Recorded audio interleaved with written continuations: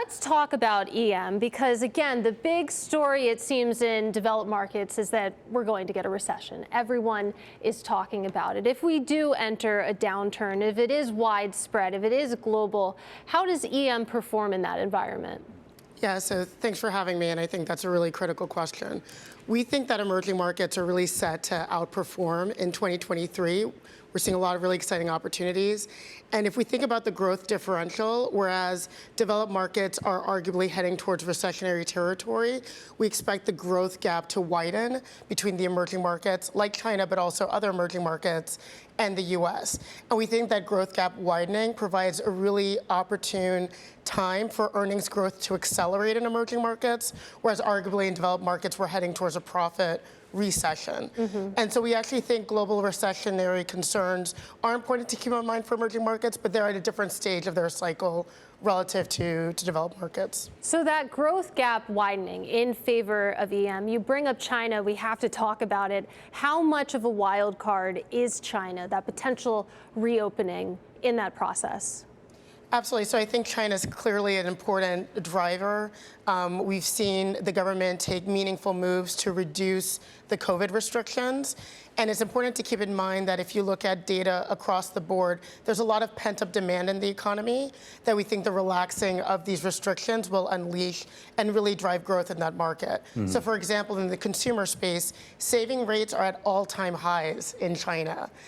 This is money that we think is going to filter through the economy once people can actually go out and participate actively in the economy.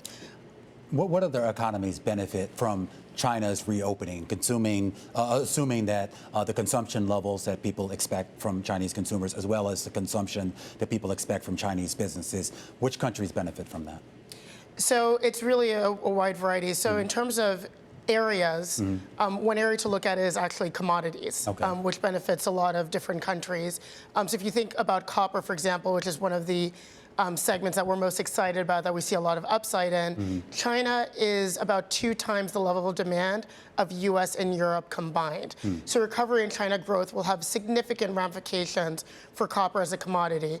But beyond that, we see a lot of structural drivers as well, including electrification of economies, electric vehicles that will support that commodity.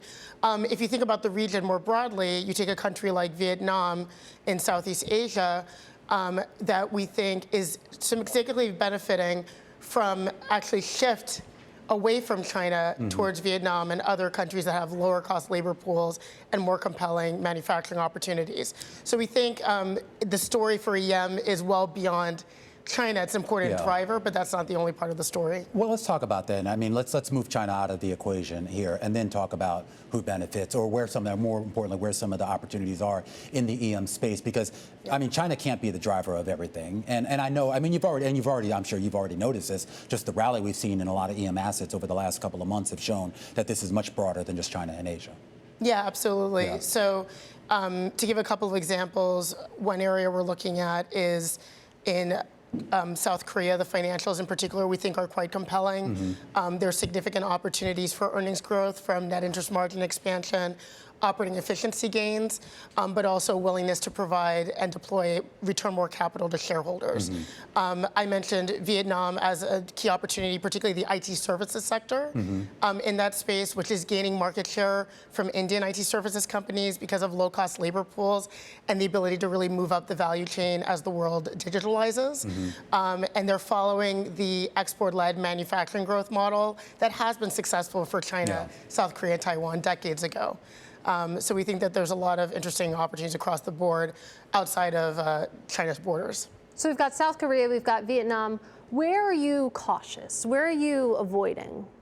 Yeah, so there are several markets that have elevated levels of current and fiscal deficits, that have relatively high levels of leverage, that in a global recessionary scenario will be more vulnerable. As a whole, emerging markets are much more resilient, have stronger balance sheets than they did in past cycles, but there are pockets of risk that we are cautious on and avoiding, such as a Ghana, a Sri Lanka, a Pakistan, and even a Turkey.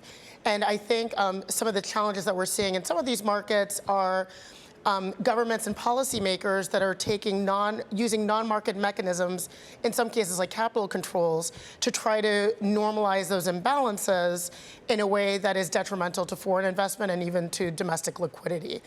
So those are the pockets that are at risk in terms of levels of debt distress that we have avoided as we head into 2023. And we only have about a minute left here. I am curious your thoughts on some of the changes that we've been seeing in Latin America with regards to leadership and presumably, I assume, economic policy as well.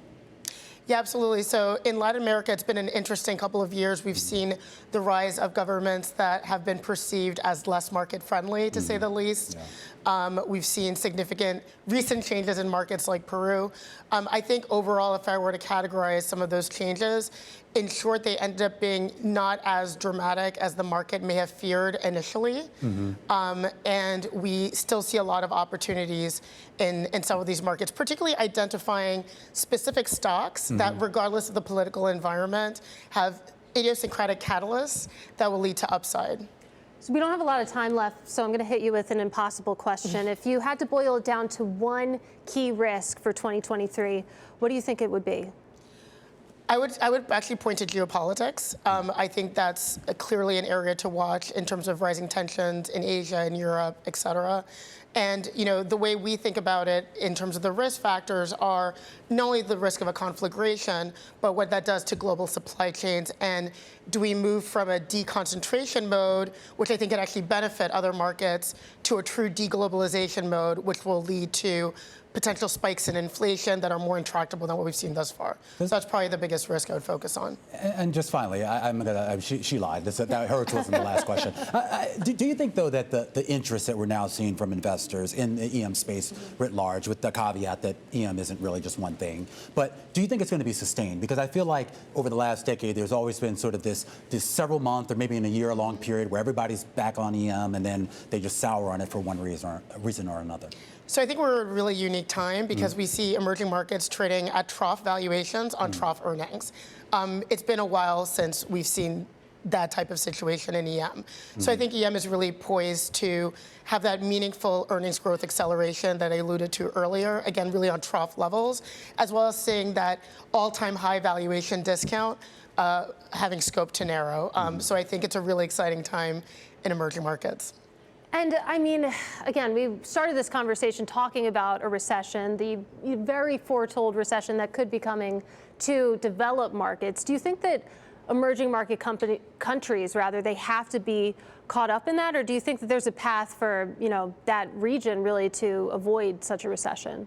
I think there is. I think for several factors. One is the power, the ability of governments to stimulate the economy is stronger today in many of these markets than they have been at any given point in time, not just in China, but also a lot of other markets. The other thing to keep in mind is the policy, the monetary policy divergence. So whereas, the jobs report came out and there's debate as to what that's going to mean for the Fed's rate path, in most emerging markets, they've hiked well ahead of the curve, arguably, and so there's more scope for them to actually loosen monetary policy as opposed to tightening or even remaining flat, given that they've been moving ahead of the curve and given that the inflation in many emerging markets, unlike the US, is proven to be less sticky.